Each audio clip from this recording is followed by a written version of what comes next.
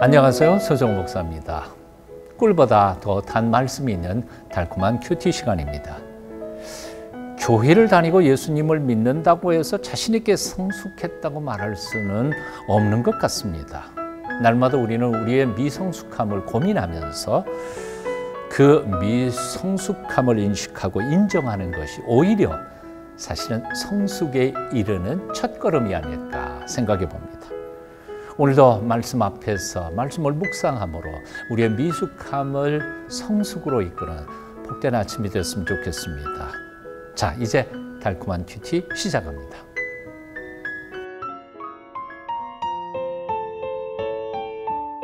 나의 기쁨을 충만케 하라. 빌립보서 2장 4절.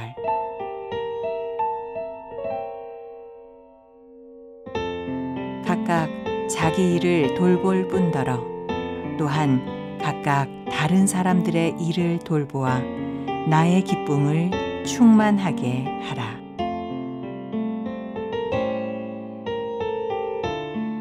사도 바울은 로마 지하 감옥에 갇혀 있으면서도 넘치는 기쁨으로 살고 있었습니다. 첫째는 빌립보 교회 성도들과의 풍성한 교제 때문에 기뻤고, 또 둘째는 고난 중에도 더 놀랍게 그리스도의 복음이 더 놀랍게 역사되고 있다는 사실 그 자체에 너무 기뻤고, 또 셋째는 죽든 살든 자기 몸을 통하여 그리스도께서 영광을 받으시고 존귀히 된다는 사실, 그 확신 가운데 기뻐했습니다. 한마디로 말해서 바울은 죽음을 앞둔 로마 지하 감옥에서도 환경을 초월한 놀라운 기쁨, 충만한 기쁨으로 살아가고 있었던 것이죠. 하지만 그에게 근심이 아주 없었던 것은 아니었습니다. 그에게 있던 유일한 근심은 빌립보 교회 성도들 안에서 불화가 있었다는 사실입니다. 같은 주님을 섬기면서도 다툼이 있고 영적 지도자들 사이에 어려움이 있었다는 소식이 그로 하여금 마음을 근심케 하였던 것입니다. 사실 빌립보를 쓰게 됐던 직접적인 원인이 바로 이것 때문이었기도 했습니다. 그래서 만일 빌립보 교회 안에 일어나는 이 단 한 가지의 걱정, 근심, 서로 다투는 문제만 해결될 수만 있다면 아마 사도 바울은 마음속에 걱정할 일이 하나도 없이 기쁨이 충만하고 차고도 넘치게 될 것이라고 생각했던 것입니다. 그래서 사도 바울은 오늘 4절에서 이렇게 부탁합니다. 각각 자기 일을 돌볼 뿐만 아니라 또한 각각 다른 사람들의 일을 돌보아 나의 기쁨을 충만하게 하라. 나의 기쁨을 충만하게 하라. 부모의 가장 큰 걱정이 뭘까요? 자식들이 함께 더불어 같이 살아가지 못한 채 자꾸 싸우고 지지고 볶고 하는 것, 부모님의 가장 큰 근심일 겁니다. 부모님들의 가장 간절한 소원은 뭘까요? 자신이 이 세상을 떠난 후에도 내 자식들은 아마 우애하고 형제 잘 살고 서로 돕고 살 거다 하는 기대감을 가진다면 아마 큰 소원이고 기쁨이었을 것입니다. 그래서 대부분의 모든 부모들은 돌아가실 때가 되면 늘 이런 유언을 하죠. 얘들아, 서로 사랑해. 나 세상 떠난 후에도 서로 싸우지도 말고 행복하게 잘 살아. 그러면 나는 천국에서도 기쁠 거야.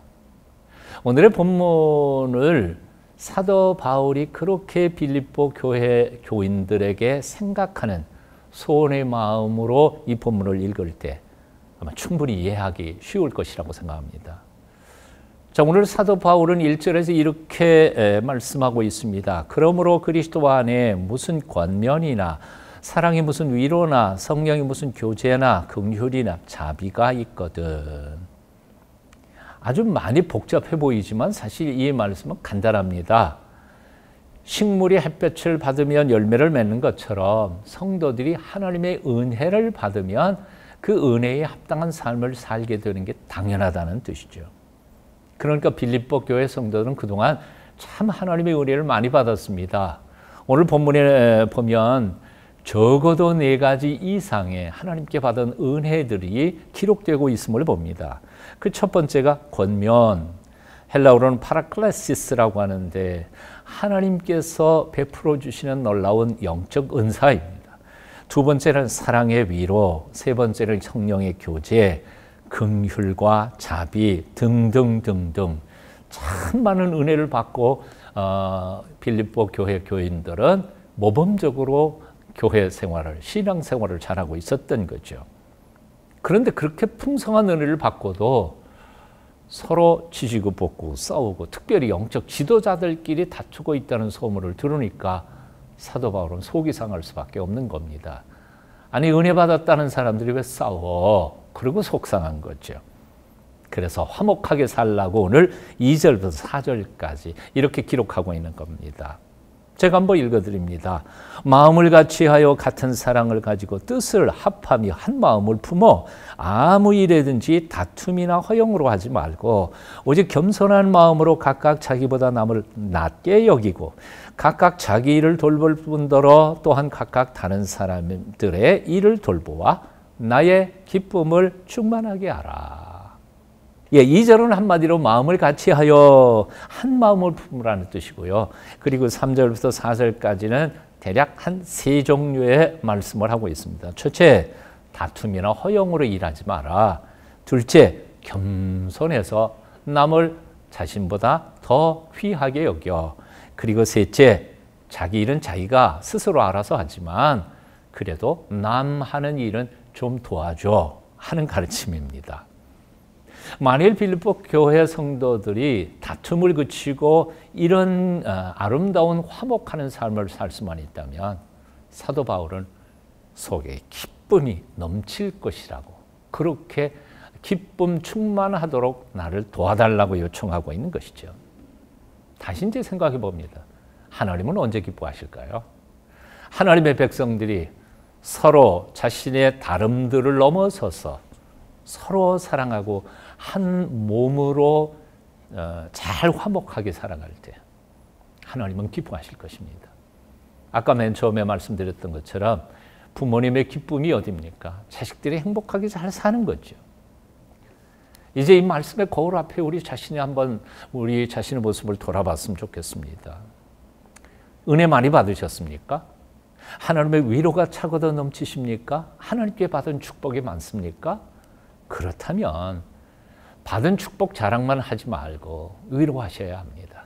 권면하셔야 합니다. 은혜 받은 자로서 연약한 자들 돌아보며 섬길 줄 아는 성숙한 하나님의 사람들이 되셨으면 좋겠습니다. 교만하지 마십시오. 하나님의 일을 할 때 허용으로 하지 마십시오. 나보다 다른 사람을 더 높게 위하십시오. 경쟁심으로 일 추진하면서 싸우지 마십시오. 하나님의 영광을 위해서 온전히 양보하면서 살아가는 하나님의 사람들이 됐으면 좋겠습니다.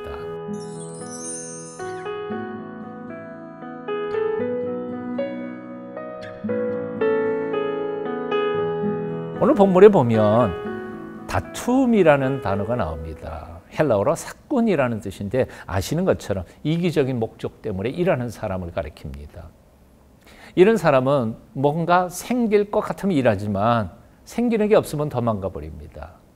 이런 사건 같은 심정을 가지고 자기 이익만을 추구하는 사람들 때문에 하나님의 공동체가 깨져버리는 것이죠. 오늘 겸손이라는 말도 있습니다. 헬라어로 아래라는 뜻과 고삐를 맨다 그런 뜻이 담겨져 있는 복합어입니다. 즉 겸손이란 나를 상대방의 아래에다가 묶어놓는 마음을 겸손이라고 말합니다. 이런 마음을 가진 사람들만 있다면 공동체가 왜 어려움을 겪겠습니까? 오늘 본문에 보면 또 낮게 여기다라는 말도 있습니다. 위라는 전치사와 가지다, 고정하다라는 뜻의 말인데 다른 사람을 위에 올려놓고 나는 그 아래에 앉는다는 뜻이죠. 공동체가 깨지는 대부분의 이유는 뭘까요? 자리 다툼 때문입니다. 내가 위에 앉나 내가 위에 앉나 하는 것 때문에 싸우는 것이죠. 십자가를 지고 예루살렘으로 죽으러 가시는 예수님 앞에서 제자들이 싸운 이유가 뭐였습니까? 자리 다툼입니다. 내가 높냐 내가 높냐 하는 것으로 싸웠습니다. 예수님께서 바리새인들을 책망하셨던 이유가 무엇이었습니까? 자리 다툼하지 말라는 것이었습니다. 그런데 빌립보 교회 안에서 일어나는 현상도 또 이 자리 다툼 때문에 싸우고 있었던 거니 사도 바울이 얼마나 속상했겠냐 그 말입니다. 그래서 바울은 권하는 겁니다. 다투지 마라. 허영심으로 일하지 마라. 남을 나보다 낮게 높이 여기고 그를 존경하며 사랑해.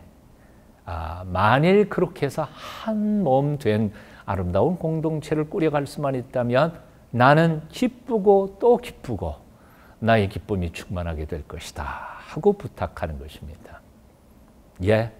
다툼이나 허용으로 일하지 마십시다. 겸손한 마음으로 남을 나보다 존경하면서 섬기십시다. 하나님의 놀라우신 화평과 평화가 우리 공동체에 차고도 넘칠 줄로 믿습니다. 그렇게 사시기를 축원합니다.